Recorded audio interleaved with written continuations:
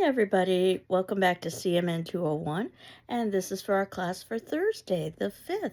And in our last class, we had an introduction where I reviewed the syllabus and the course outline, but I didn't get to the section on the syllabus about plagiarism. So I wanted to talk about that a little bit and then do an introduction to what it is that we're going to be doing for the semester. So if you can see in the notes below, first of all, I am putting our previous classes in the folder in the general section entitled Past Class Sessions. So if you were to click on that folder, you'll see week 1 and you'll always see the previous week there, and the current week will be visible on our Google homepage. And our current week, of course, is week 2. And in terms of plagiarism and artificial intelligence, this used to be a fairly easy conversation. And I would talk a little bit about how plagiarism is using somebody else's language or ideas without acknowledging the source. Notice I'm using the past tense here. And I would give 2 stories to encourage students not to plagiarize. And both of them occurred pre-internet. One actually occurred to me in the early days of my teaching career. I'm reading a paper, realized something sounds familiar. Again, I can't go to the internet because it doesn't exist in the way that we think it exists today or the way that we know it exists today.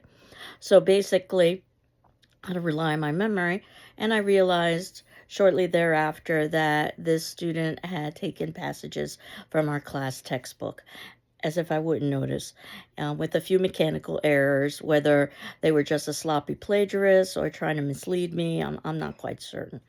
The better story happened around the same time, not to me, but it appeared in all the academic newspapers. There are academic newspapers. And it occurred to a middle-aged professor, and that piece is important. He's reading papers. Something sounds familiar, and he realizes that it's not that he's read it before. He wrote it decades earlier when he was a college student. It was one of his old papers. And it had something to do with a fraternity that was recycling papers. But somehow, some way, this student got a hold of his own professor's work and submitted it in. So obviously, we live in a brave new world with artificial intelligence. And I have some information on the syllabus about artificial intelligence that you should basically think of it as a kind of tutor, in my opinion. No more, no less. Sometimes it's useful, sometimes it's not useful. Sometimes it's accurate, sometimes it's not accurate. Sometimes it's a time saver, other times it's a time waster. And I wanted to explain why I have some hesitancy about artificial intelligence, and I would like you not to use it for this particular class. It certainly probably has its time and place, and it's already embedded into so much of our society that it would be difficult to avoid. And I suppose, if you're a doomsday person, you could talk a bit about the machines taking over society. And I've seen that movie. It's called The Terminator, which I recommend, by the way. That's less of my concern. Bigger concern has to do, and I don't think we're talking much about this, the environmental impact of artificial intelligence uses an incredible amount of resources. These data centers are gigantic, and the environmental consequences are yet to be seen. And as you know, we already have environmental challenges without artificial intelligence. And then, secondly, which I find kind of troubling, I don't know if you've ever heard the word hallucination used in reference to artificial intelligence, but artificial intelligence has been known to, quote, hallucinate, unquote, which suggests some sort of sentience as far as I'm concerned. But nevertheless, the idea that sometimes not only is it incorrect, but it actually creates fictional facts. And those are usually known as lies. And there are lots of stories in courtrooms, no less, from attorneys who should know better, who have used artificial intelligence to cite case law in their legal briefs. And upon review, judges have found that not only is this case law incorrect, more troubling, this case law doesn't exist. It was completely a fictional creation, even though the attorneys maintained that they had verified through artificial intelligence that this was accurate information. So you put those together, and then you add the idea of ethics and the idea that artificial intelligence is ultimately using the intellectual property of humans, but not giving not only the appropriate citing, but the appropriate compensation. So you add all of that together, and this is my reasoning for avoiding artificial intelligence. I do understand the temptation that hopefully it can help you get a better grade. But this class has been deliberately structured in such a way so that you are rewarded for effort as well as for product. And we know that a portion of the class is doing just this, watching the videos, answering the corresponding attendance question, which is really a question that's opinion based. So that shows engagement in the class. And soon what you will be doing is handing in journals about the horror films that we will be watching over the course of the semester. So that won't be for a couple of weeks. Our first film will be The Cabinet of Dr. Caligari, which we will watch and discuss next class. But then ultimately, the week after that, you would have your journal due about The Cabinet of Dr. Caligari. Approximately a page or so of writing with thoughts, reflections, questions. Sometimes the questions are a lot more important than the answers. Certainly you can do more, but what would end up happening is that by the ending of the semester, you would have a page commentary for each of the films that we viewed, a kind of running summary of some of the important elements in class. And then the other two class components, one is the class final, which is open book, open notes, essay final, and you can use your journals and my responses to them in your responses to the final examination. That's done deliberately. So the best way to respond to the final, because in reality we will be discussing it all semester long, whether you realize it or not, is to watch all the videos, respond to all the attendance questions, read all of the discussion forum responses in those attendance questions, and do those journals, and then you can just synthesize everything. What's left is a final project, and we'll talk more about that as the semester progresses. I'm well aware this is very early in the semester, but it's a more focused analysis of something related to a topic that we're talking about in class.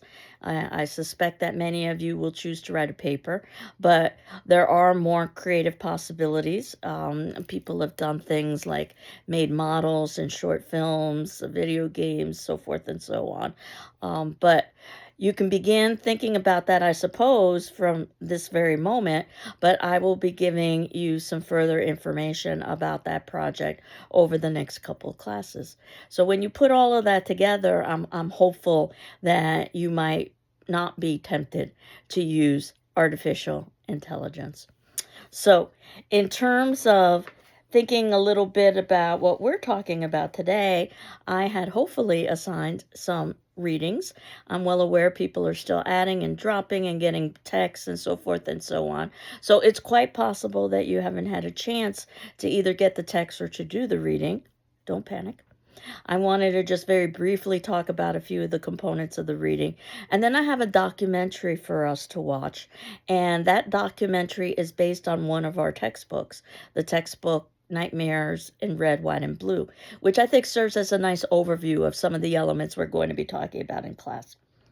And in our textbook Projected Fears, in the introduction, it talks about popular culture, which is what this class is about.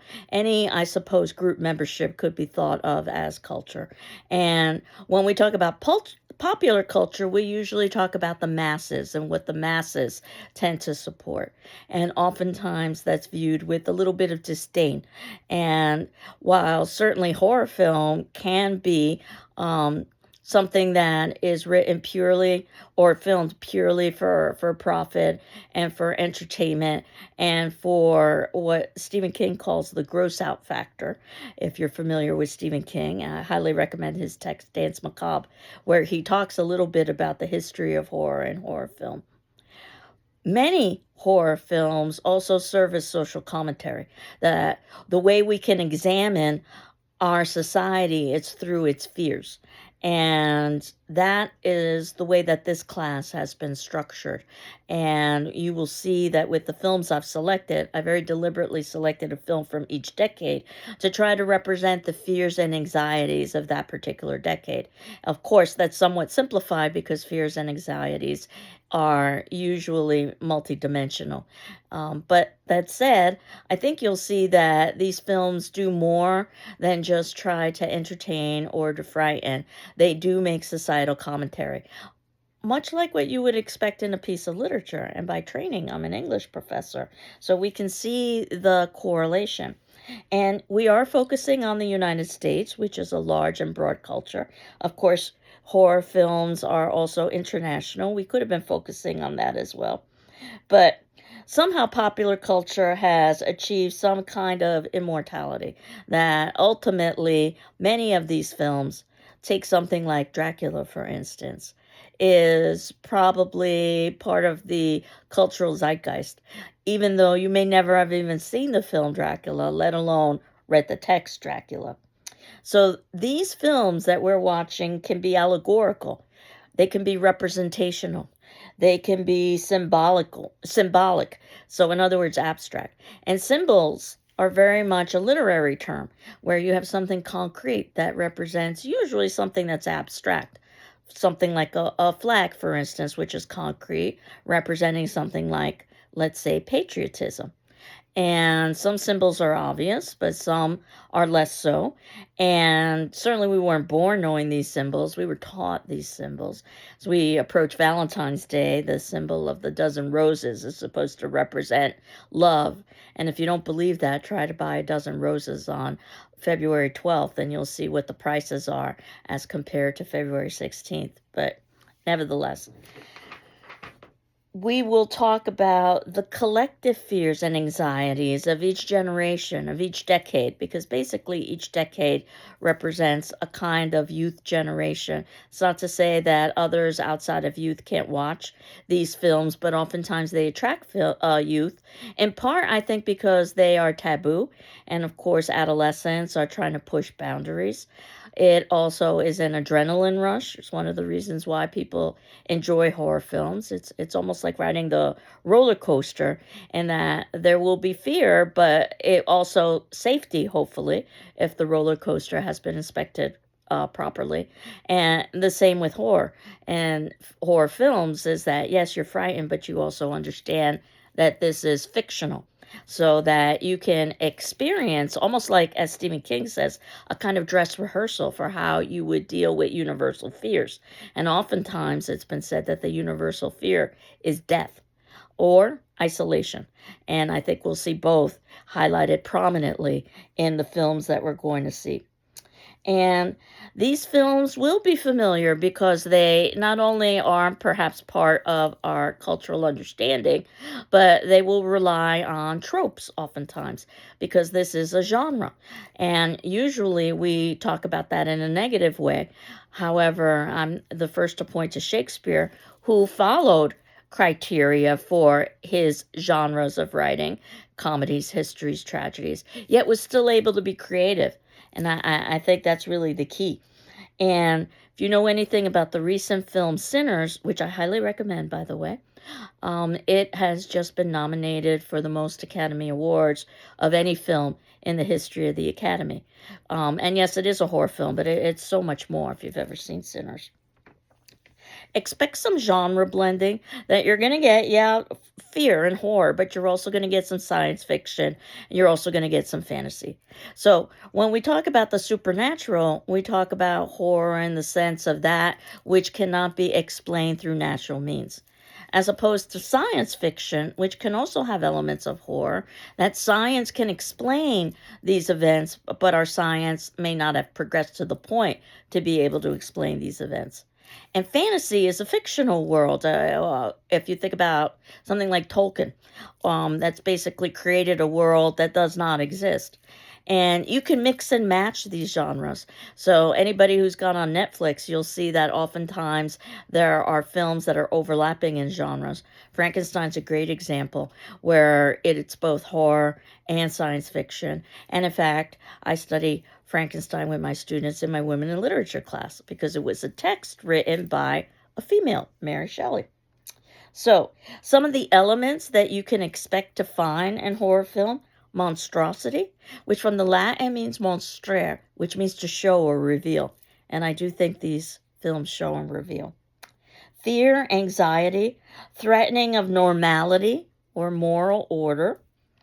A wonderful quote that I oftentimes cite at this point from I Am Legend by Matheson is that normality is a majority concept. Normality is a majority concept. Usually it's the majority that makes determinations on what's, quote, normal, unquote. And horror film will often question that and push what we've established as taboos. A figure under threat, oftentimes female. Possible supernatural elements. Oftentimes there's ambiguity involved, so that if you don't want to accept the supernatural possibility, there are other explanations that might be more naturalistic. An eerie atmosphere. It's especially important to have the right atmosphere. And if you think about my Gothic literature class, I deliberately teach it in the fall because I want the atmosphere of Halloween. And we know that in horror film, they oftentimes will utilize the atmosphere of the castle, the dungeon, the spider web, the dark passages, the secret passages. And if you think about the term Gothic, which is the origins of horror, it's an architectural term initially. So doubling, and that is known as doppelganger. If you've heard that term before, you'll see a lot of doubling, sometimes tripling as well. And a doppelganger is supposed to be basically your double image. And the way folklore goes is that you're never supposed to see your double image. Why do people like horror was something that I had also suggested as a reading, more than suggested, assigned as a reading. And this is in the 4th section of the notes below. And the release of endorphins, as I had suggested. Catharsis, a purging of emotion. So if you're familiar with Greek tragedy, which is oftentimes studied in literature classes, you might be familiar with Oedipus the King. And Oedipus the King helped to establish the criteria for tragedy. Horror film is oftentimes quite tragic.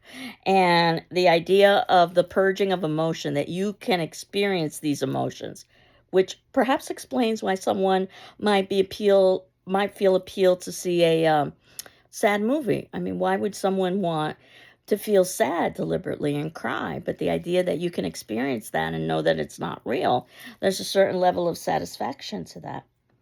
As I talked about with Stephen King, the adolescent ability to engage in deviance and then ultimately return to the status quo. And many of these films do focus on the idea of a return to normalcy. There are other scholars who have worked on scholarship associated with horror film. Probably the best known is someone by the name of Robin Wood. He wrote an introduction to horror film, taking something that usually isn't considered very seriously from an academic perspective, and that these films examine things like the psychologically repressed and the idea of other, that which is different from ourselves, which usually evokes fear. If you know anything about Sigmund Freud, credited as the father of psychology, you might know about his theory about the uncanny, that fright brings things back to us that have been repressed. And the uncanny is that which is old and familiar, but also strange. So it seems familiar, but it also seems unfamiliar at the same time. It can be very disorienting. It's one of the reasons that mannequins, for instance, are oftentimes associated with fear, because they look human yet not human at the same time. A critic by the name of Julia Kristeva talked about the idea of self and other in terms of bodily excretions, that what is in the body is considered other. So whenever we see that, blood, for instance, or bodily fluids in a horror film, that's what horrifies. Barbara Creed talked about, more often than not, that monstrosity is represented as female or the feminine in society and in these films, so that it can be symbolic, representational. And Carol Clover came up with a very famous theory that you might have heard of called the final girl, the survivor of a horror film who in recent films from the 1970s on basically survives. She oftentimes has to confront some sort of phallic monstrosity, the knife oftentimes serving as a phallic symbol. Think, if you will, slasher films. And her survival is only after she's experienced great pain and suffering. So there's a certain level of punishment there.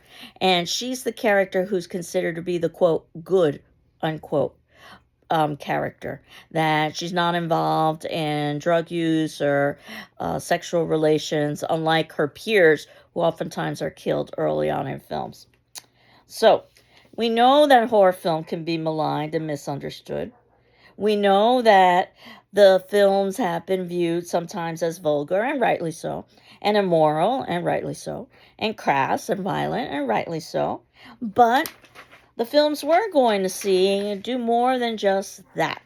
So the documentary, and this is in the 7th section, Nightmares in Red, White, and Blue. It's an hour and 36 minutes, so I'm going to leave this right here so that you can watch it. Next class, we are going to view and talk about the film The Cabinet of Dr. Caligari. Whenever I'm able to, I will provide you with free links that I've been able to find for the films. I have been able to find a link for The Cabinet of Dr. Caligari, which I've included in the notes below in case you wanted to get an early start. But my thinking is that we would watch it next class. And we've got some film readings as well about the origins of film Gothic and genreification that we would talk about, as well as further discussion about journals and final project.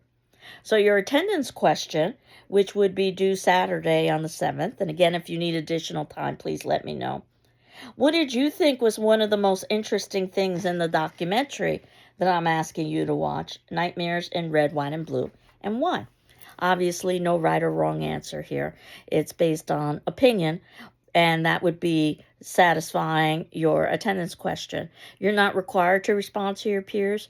I encourage you to, but you are required to read your peer responses and my responses in turn, because I'll be responding to you. Last class, you had the question of your introduction. So I wanted to just briefly leave you with my introduction. I was born and raised in New York City, and I attended college in upstate New York, the University of Rochester, which was known for having, quote, real winters, unquote. And oh boy, were they brutal. But there I am, majoring in English, minoring in psychology, because I'm absolutely positively certain I'm going to go to law school afterwards. But I took a Shakespeare class that I fell in love with, and everything changed. Decided that really what I wanted to do was to be a professor. So instead of going to law school, I ended up going to graduate school. But in a warm climate, I had had enough of those real winters. Los Angeles, UCLA to be exact, where I'm studying Shakespeare and his contemporaries.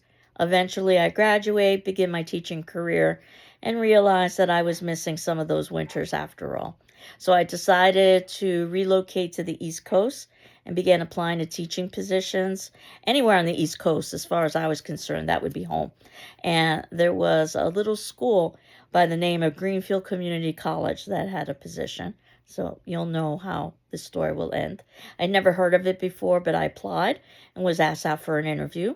And we talked a little bit about what my transition might be like for going back to a climate that was 4 seasons after living in Southern California. But I was accustomed to winter. New York City has winters, and certainly upstate New York does. And after all, I was assured, this is a quote, the winters here are not that bad, unquote. And I started, believe it or not, in 1993. It's hard to believe how much time has gone by. 1993 is a historical year. We broke most of the existing records, winter records for cold and ice and snowfall. It was very brutal and everyone suffered, but I suffered in particular because I was completely unprepared and had been assured that the winters here are not that bad. But I've been through that winter and all kinds of weather since. And now, in terms of thinking about what I do, I started with English classes. I've branched out over the years. I teach some public speaking classes, I teach some media classes, I teach some communication classes, and obviously, I teach this class in horror film. So, it's a little bit of my story. I hope you're doing well. I'm doing well. And we will continue on next class talking a little bit about horror film and what's considered to be the first horror film, which is The Cabinet of Dr. Caligari. Take care. Bye-bye.